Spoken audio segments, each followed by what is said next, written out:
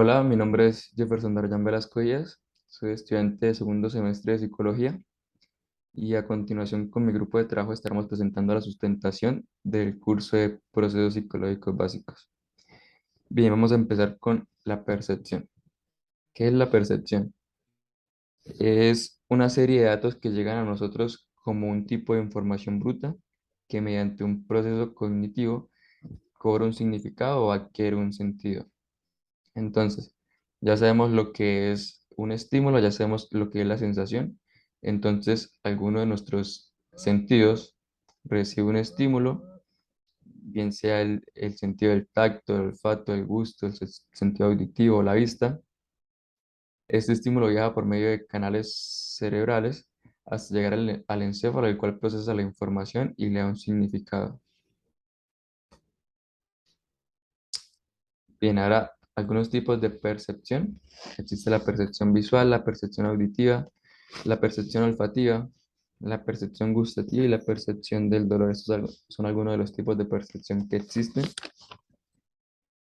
Vamos a empezar con la percepción del movimiento. Es la capacidad cognitiva que posee un organismo que le permite captar de forma inmediata el cambio de lugar de un objeto o de un cuerpo y a la vez aprender algunos atributos relacionados con este cambio, como velocidad y dirección. Bien, en ocasiones los procesos perceptuales engañan y creemos que existe un movimiento cuando en realidad los objetos se encuentran totalmente inmóviles. Por eso es necesario e indispensable distinguir entre un movimiento real y un movimiento aparente. Pues vamos a ver lo que es la percepción visual. Bueno, como un ejemplo, el poder ver esto puede parecer un proceso simple. Nada más dirigimos nuestra mirada a las letras, las vemos, sabemos lo que dicen, pero en realidad se trata de un proceso extremadamente complejo, el cual involucra una serie de procesos cerebrales, los cuales son encargados de la percepción visual y el reconocimiento de los diferentes subcomponentes de la visión. Como subtema tenemos las ilusiones visuales. Una ilusión óptica es una imagen que engaña el sistema visual desde el ojo al cerebro y lo lleva a percibir la realidad de forma distorsionada. Y aquí tenemos un ejemplo. Vamos a ver una imagen que cobra dos sentidos. En este lado se puede ver la figura de un hombre, un señor con bigote. Y por este lado podemos ver la silueta de una mujer joven. Muchas gracias.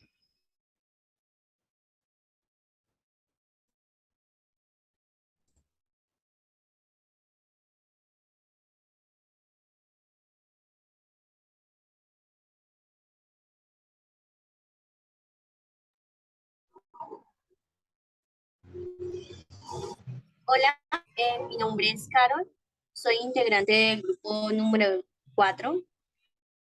Vamos a hablar sobre la atención. ¿Qué es la atención? Es un proceso que tiene lugar a nivel cognitivo y que permite orientarnos hacia aquellos estímulos que son relevantes, ignorando los que no lo son para actuar en consecuencia. Oscilamiento o desplazamiento de la atención. La atención es la capacidad de poder cambiar el foco atencional de un evento a otro latente alternado. Es decir, la atención alternada se produce cuando realizamos más de una actitud al mismo tiempo. Control. La atención puede ser voluntaria o involuntaria. En la atención voluntaria, el individuo controla y regula los procesos cognitivos individuales destinados a realizar una tarea mental. Por el, por el contrario, existen estímulos que por sí solos son capaces de atraer nuestros recursos atencionales sin requerir ningún esfuerzo por nuestra parte Hablamos de la atención involuntaria o pasiva. Los tipos de atención. Atención externa. Contención captada por los estímulos externos y procedentes del entorno. Atención interna es la capacidad para prestar atención a los propios procesos mentales u otros aspectos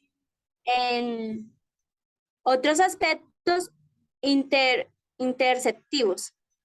La atención abierta se acompaña de recursos de respuestas motoras que apoyan y facilitan el acto de atender. Por ejemplo, orientando la cabeza hacia el estímulo que queremos atender. Atención encubierta es la que permite atender a los estímulos sin la apariencia de que se está llevando a cabo la atención selectiva o focalizada. Capacidad para seleccionar y centrar la atención en un solo estímulo, descartando otros estímulos irrelevantes y puede interferir en el proceso. La atención dividida es la capacidad de focalizar la atención en dos o más tareas al mismo tiempo. También la atención sostenida, la atención visual y la atención auditiva. Los factores que determinan la atención. Estos factores pueden ser internos o externos. Los factores externos proceden del entorno y favorecen o dificultan la concentración sobre los estímulos relevantes. Algunos de ellos son la intensidad, el tamaño, el movimiento, la novedad, el cambio, el color, el contraste y la carga emocional. Los factores internos proceden del propio individuo y por lo tanto dependen de cada persona.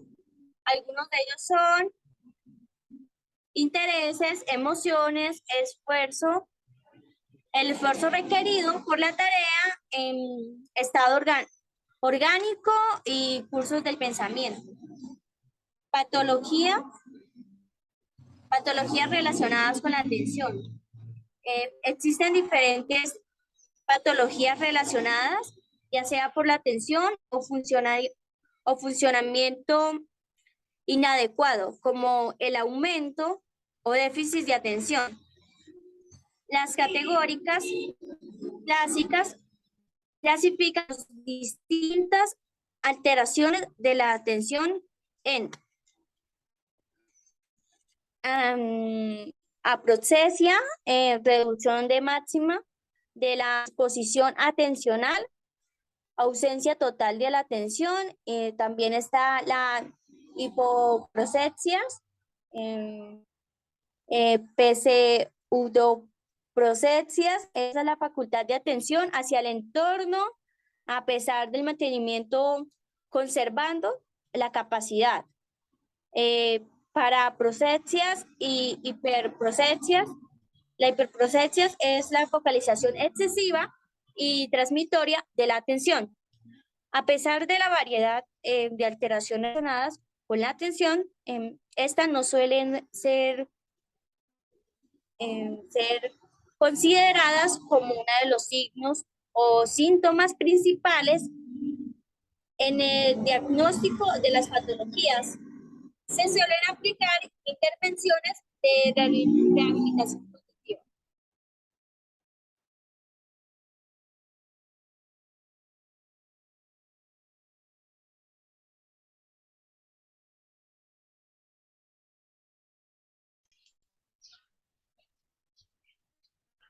Hola, mi nombre es Nelly Gualdrón, del grupo número 4. Memoria. El concepto de atención se relaciona estrechamente con la voluntad, aunque en ocasiones puede dispararse como mecanismo automático reflejo. La atención se activa para buscar y seleccionar información y con base en ello se ponen en marcha conductas vehiculadas por los estados de activación fisiológica, la experiencia previa a la adaptación genética. La atención divide en dos mecanismos: mecanismos de vigilancia, mecanismos de control voluntario. De vigilancia permiten mantener el tiempo en el interés por la información seleccionada. Mecanismos de control voluntario sobre la disposición y capacidad de procesamiento de la información. Los tipos de memoria es sensorial, de corto plazo y de largo plazo. Sensorial es que desaparece en menos de un segundo. A corto plazo es que desaparece en menos de 20 minutos. Y a largo plazo, pues lo mantenemos para el resto de nuestra vida. La corteza frontal del cerebro es el hipocampo. La corteza frontal del cerebro es el hipocampo y la amígdala que participan en la memoria. Se proyectan en el núcleo por ciertas vías excitadoras. La corteza cerebral es una fina capa de neuronas que cubre la superficie de todas las circunvoluciones del cerebro. El hipocampo es una área relacionada con la corteza cerebral que se ubica al interior del lóbulo temporal, y la amígdala es una estructura subcortical situada en la parte interna del lóbulo temporal medial. Acá podemos observar la corteza cerebral, en donde se encuentra el tálamo, el hipotálamo, la amígdala y el hipocampo. La memoria y el olvido es la capacidad de recordar nombres, fechas, hechos o conocimientos. Para los psicoanalistas, el olvido es un mecanismo psicológico de defensa. La mente se defiende de las experiencias dolorosas, excluyéndolas activamente de la conciencia, y olvida las desagradables o historias emocionales negativas. Gracias.